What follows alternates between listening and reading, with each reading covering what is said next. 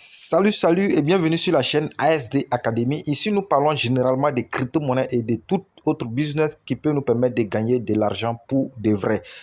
Dans cette vidéo, je vais vous montrer comment vous pouvez protéger votre portefeuille Trust Wallet. Trust Wallet qui est un portefeuille décentralisé, qui est d'ailleurs le portefeuille décentralisé le plus utilisé au monde. Ok? Avant de commencer la vidéo, j'aimerais vous inviter à aller dans la barre de description et de vous abonner à notre canal Telegram. Pourquoi? Parce qu'il y a des opportunités que nous publions sur le canal Telegram là-bas, mais qui ne sont pas publiées sur cette chaîne. Donc, veuillez aller dans la barre de description, vous trouverez le lien et vous allez vous abonner à notre canal Telegram pour ne rater aucune des opportunités, des prochaines opportunités que nous allons partager sur le canal. Ok? Avant de commencer à protéger votre compte Trust Wallet, tout ce que vous devrez faire, il faut d'abord télécharger l'application Trust Wallet. Et pour télécharger l'application Trust Wallet, c'est vrai que dans la précédente vidéo, j'avais dit de passer par Play Store directement. Voilà. Mais pour plus de sécurité, ok, il faut passer plutôt par le site même officiel de Trust Wallet. Ne vous inquiétez pas, dans la barre de description, je vais vous laisser le lien du site officiel. Vous allez passer là-bas pour télécharger l'application Trust Wallet pour plus de sécurité. Ok, là comme ça vous pouvez le voir, je suis sur le site officiel de Trust Wallet comme ça. Regardez, vérifiez quelque chose avec moi. Vous voyez là c'est écrit Trust Wallet. D'abord le site c'est Trust Wallet, c'est collé trustwallet.com. Juste avant Trust Wallet, vous voyez, il y a un petit cadenas là qui est là. Vous voyez ça, je vais appuyer sur le cadenas, vous allez voir ce qui est là-bas. Pour prouver que le site est sécurisé, vous voyez les informations qui sont en haut. C'est écrit que la connexion est sécurisé. Vos informations comme vos mots de passe ou numéro de carte de paiement sont privés lorsqu'elles sont transmises sur ce site. Ok, juste pour vous dire que ça c'est le site officiel de Trust Wallet. Donc quand vous êtes sur ce genre de site, n'ayez pas peur, ça veut dire que c'est sécurisé, donc vous pouvez transacter sans problème. Ok, donc une fois sur le site officiel de Trust Wallet, vous voyez, vous avez en même temps l'option pour aller sur le Play Store de votre Trust Wallet. Est-ce que vous voyez?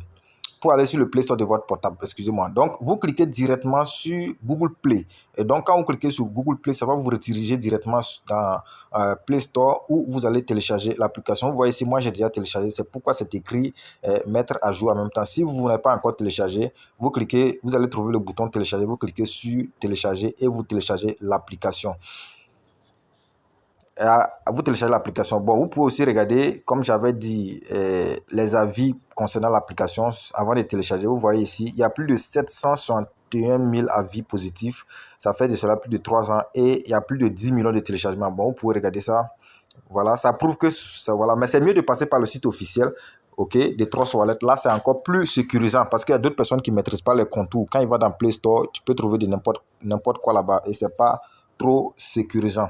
Ok, une fois téléchargé l'application Trust Wallet et créé votre portefeuille Trust Wallet et sauvegarder bien sûr jalousement les 12 mots-clés, c'est très important. Dans la première vidéo, j'avais expliqué ça. Il faut créer le portefeuille Trust Wallet et bien sauvegarder les 12 mots-clés. Les clés de récupération, c'est très important. Il ne faut jamais les perdre. Il faut les sauvegarder dans un endroit sûr où personne ne peut voir ça à part vous seul. Et vous ne devrez partager ça avec qui que ce soit. C'est très important. On va encore insister sur les 12 mots-clés parce que beaucoup de personnes ont perdu leur portefeuille comme ça en perdant ou bien en partageant leurs 12 mots-clés avec des gens, ils ont perdu leur portefeuille comme ça. Donc, les 12 mots-clés, c'est très important. OK, après avoir téléchargé l'application et le créer et sauvegarder bien sûr les 12 mots-clés, OK, la seconde étape va consister à faire quoi? À créer un second portefeuille. Vous allez créer un second portefeuille, OK? Si vous ne savez pas comment le faire, regardez dans la première vidéo, il y a toutes les applications là-bas, mais je vais le faire. Pour créer un second portefeuille, c'est très simple. Vous allez au niveau des paramètres.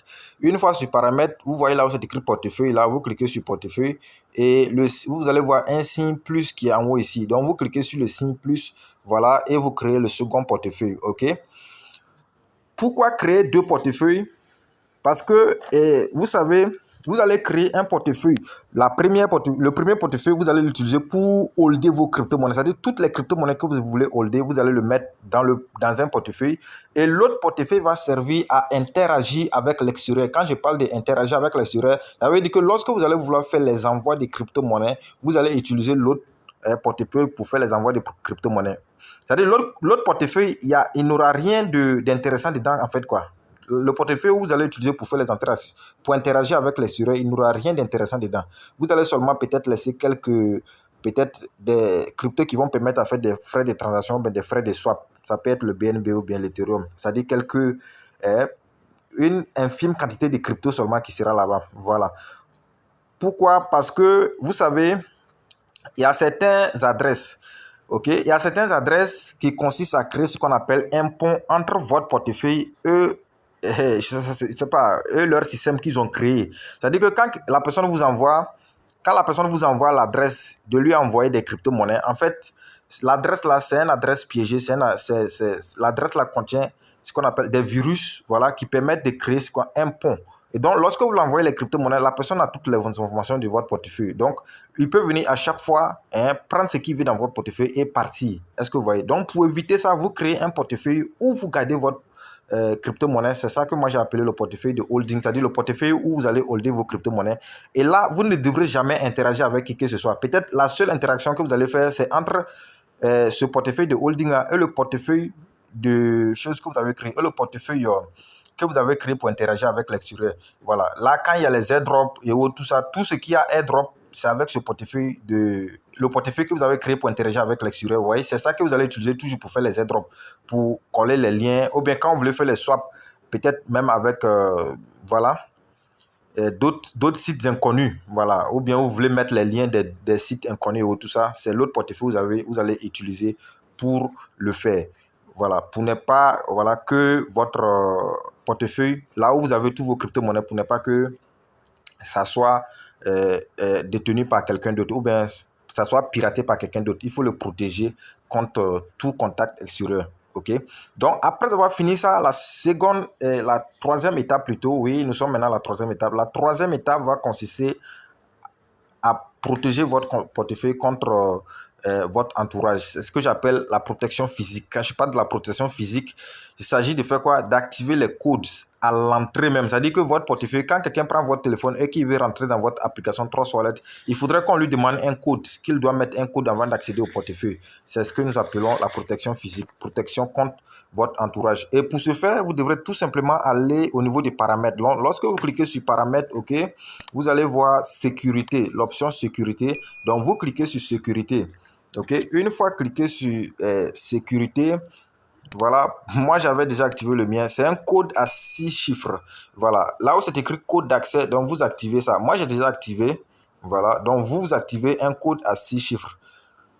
Et n'oubliez surtout jamais ce code-là. Il faut le retenir dans le cœur. Il faut retenir ça. Il faut bien noter ça pour ne pas oublier. Parce que si vous oubliez, vous allez perdre votre portefeuille comme ça. Parce que c'est vous seul qui avez ça. Et là où c'est écrit verrouillage automatique, oui, vous appuyez sur immédiat.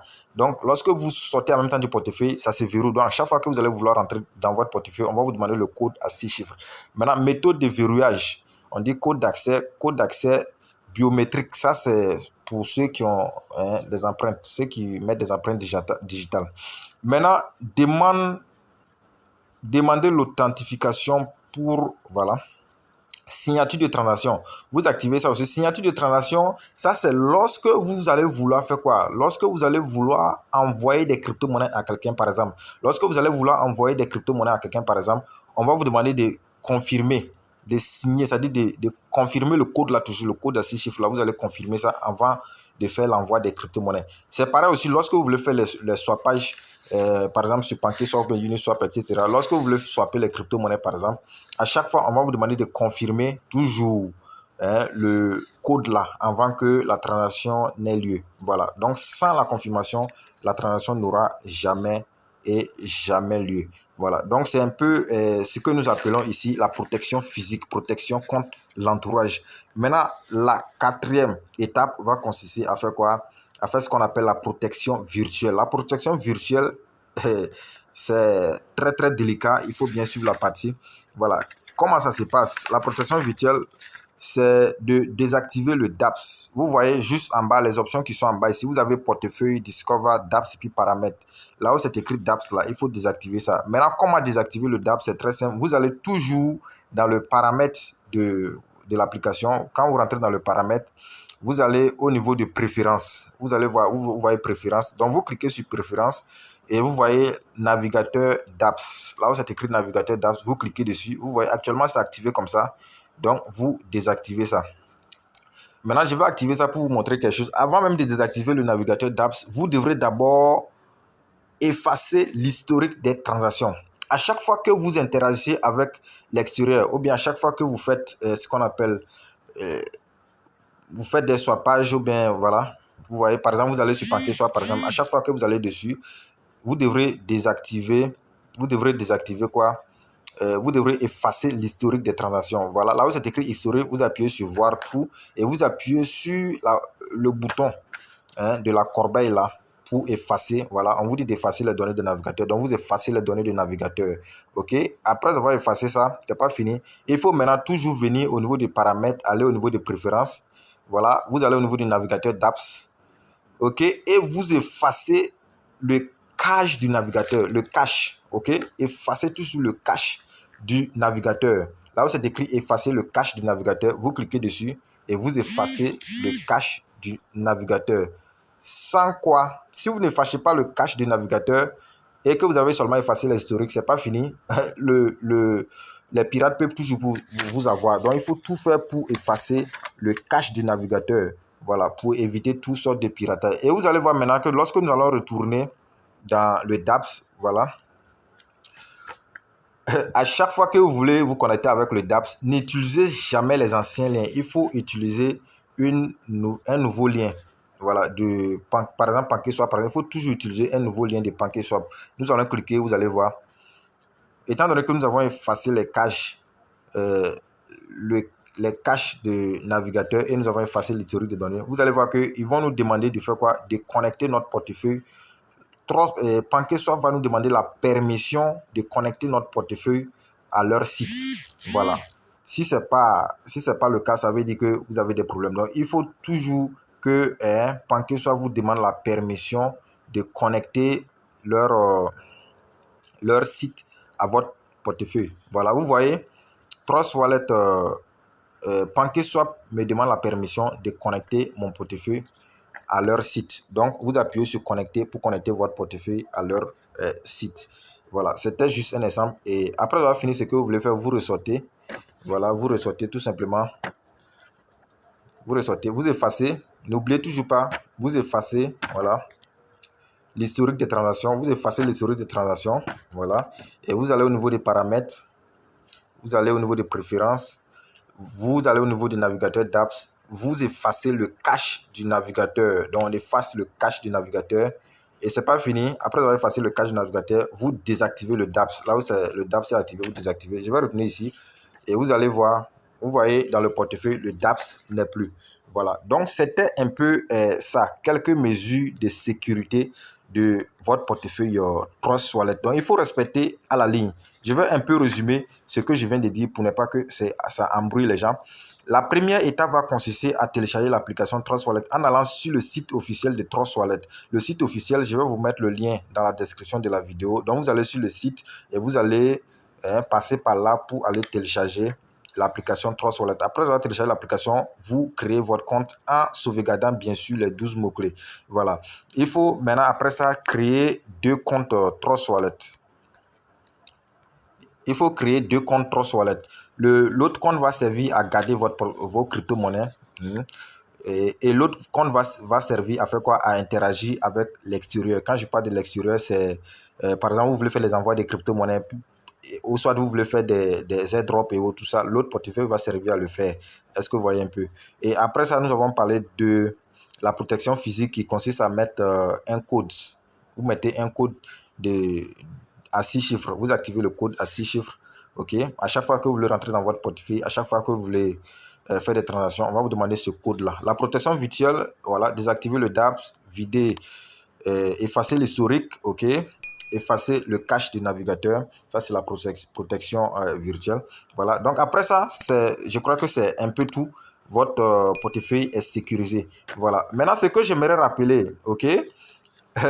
Les anarcheurs sont très forts et ils sont très patients que nous-mêmes. Et ils continuent toujours de travailler de jour en jour pour trouver de nouvelles méthodes, de nouvelles techniques pour anarquer les gens. Donc, pour éviter de vous faire anarquer, OK, c'est vrai que nous avons partager avec vous ici quelques techniques pour protéger votre portefeuille. Mais comme je l'ai dit, les arnaqueurs, de jour en jour, il y a de nouvelles méthodes d'arnaque qui sortent.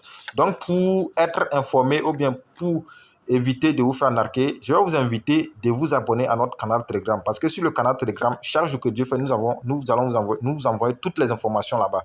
Donc, si même il y a une nouvelle méthode d'arnaque qui est sortie, vous allez avoir l'information sur le canal Telegram là-bas. Mais pas forcément. Peut-être que sur la chaîne YouTube ici, vous n'allez pas avoir l'information. Est-ce que vous voyez? Donc, allez-y dans la barre de description. Vous allez trouver le lien pour vous abonner à notre canal Telegram. Et là-bas, vous aurez toutes les informations et vous serez voilà, à l'abri de toutes sortes d'arnaques. Voilà, donc c'était un peu tout pour cette vidéo. Je vous donne rendez-vous dans la prochaine vidéo.